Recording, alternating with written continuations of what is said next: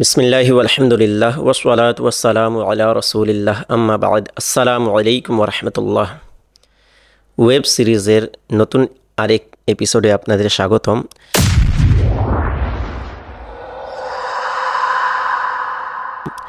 আজ কিয়ামতের আলামতের মধ্য থেকে এমন একটি হাদিস আপনাদের সামনে আমি পাঠ করব, যে হাদিসের ভিতর কিয়ামতের কয়েকটি আলামত, কয়েকটি চিহ্ন বর্ণনা করা হয়েছে। আল্লাহর রাসূল ইরশাদ করেছেন, عن طارق بن شهاب رضي الله تعالى عنه قال, طارق بن شهاب رضي الله تعالى عنه থেকে বর্ণিত, তিনি বলেন, قال رسول الله صلى الله عليه وسلم, আল্লাহর রাসূল সাল্লাল্লাহু আলাইহি ওয়াসাল্লাম ইরশাদ করেন, إن بين يدي الساعة, নিশ্চয়ই কিয়ামতের পূর্বে, তসলিম আল খাসওয়াতি, দেখেন এখানে প্রায় ছোটি আলামত, ছোটি চিহ্ন এই হাদিসের ভিতর বলা হয়েছে কিয়ামতের বিষয়ে।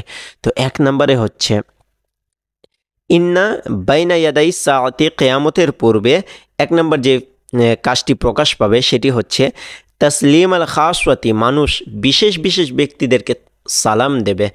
সাধারণ ব্যক্তিদের সালাম করবে না, বিশেষ ব্যক্তি যাদের পরিচয় সে জানে, যাদেরকে সম্মান প্রদর্শন করতে চাবে তাদেরকেই সালাম দেবে। অথচ আল্লাহর রাসূল সাল্লাল্লাহু আলাইহি ওয়াসাল্লাম আমাদের মুসলিমদেরকে শিক্ষা দিয়েছেন, ইসলামের এটি সৌন্দর্য, কিন্তু পরিচিত হোক কিংবা অপরিচিত যে কোনো ব্যক্তিকে যে কোনো জায়গায় আপনি দেখেন তাকে আপনি সালাম দেবেন, এটাই হচ্ছে ইসলামের শিক্ষা। আর আসসালামু আলাইকুম, এটার অর্থ কি? কত সুন্দর অর্থ হচ্ছে আপনার উপর আপনি সালামতিতে থাকেন, আল্লাহ আপনাকে হেফাজতে রাখুক, ওয়া রাহমাতুল্লাহি, আর আল্লাহর পক্ষ থেকে আপনার প্রতি রহমত আসুক, ওয়া বারাকাতুহু, এবং আল্লাহর পক্ষ থেকে যেন আপনার প্রতি বরকত চলে আসুক।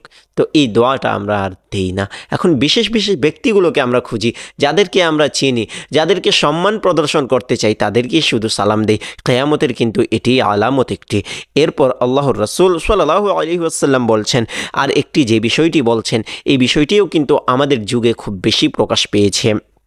ওয়া ফাশুত তিজারাতি হাত্তা তুঈনাল মারআতু যাওজাহা, এবং তিজারত অর্থাৎ ব্যবসা খুব বেশি বিস্তার লাভ করবে। এখন দেখেন না, পূর্বের সময়ে কয়েক বছর পিছে যদি আমরা চলে যাই, তখন ব্যবসা কিন্তু খুব কম ছিল, চাকরিজীবী মানুষ বেশি পাওয়া যেত। এখন ব্যবসায়ী মানুষ খুব বেশি পাওয়া যাচ্ছে। ব্যবসা করা খারাপ এটি বলছি না, এটি কিয়ামতের একটি আলামত।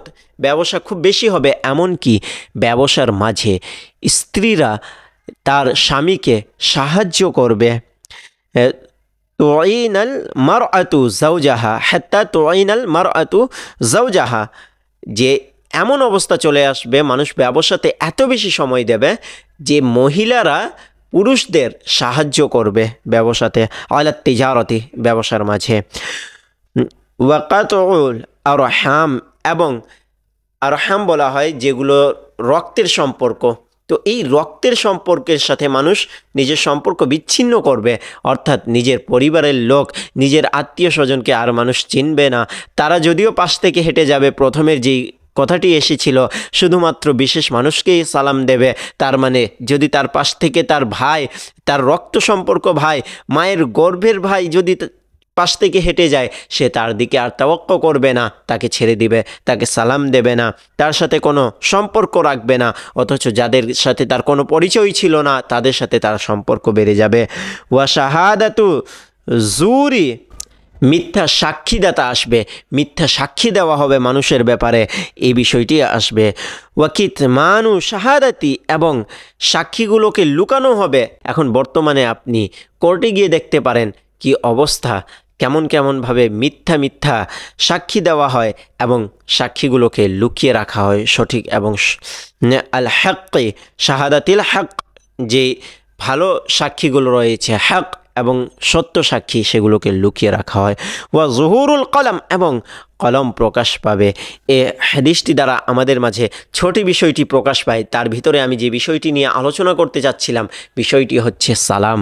জি হ্যাঁ, সালাম মানুষ শুধু বিশেষ বিশেষ ব্যক্তিদেরকেই দেবে, এই বিষয়টি আমাদের লক্ষ্য করা উচিত। আসলে কি আমরাও সেই ব্যক্তিগুলোর ভিতরে হয়ে গিয়েছি, অন্তর্ভুক্ত হয়েছি, যে আমরা যাদেরকে চিনি, যাদের সম্মান করি তাদেরকেই সালাম দেই, নাকি সাধারণভাবে দেখি তাকেই আমি সম্মান প্রদর্শন করে সালাম দেই। আমরা বিশেষ বিশেষ ব্যক্তি বাছাই করছি নাকি সর্বসাধারণ সকলকেই আমরা সম্মান প্রদর্শন করছি, এই বিষয়টি লক্ষ্য রাখতে হবে। আল্লাহ সুবহানাহু ওয়া তাআলা আমাদের কিয়ামতের আলামতগুলোর অন্তর্ভুক্ত হওয়া থেকে বাঁচিয়ে রাখুক। আমিন।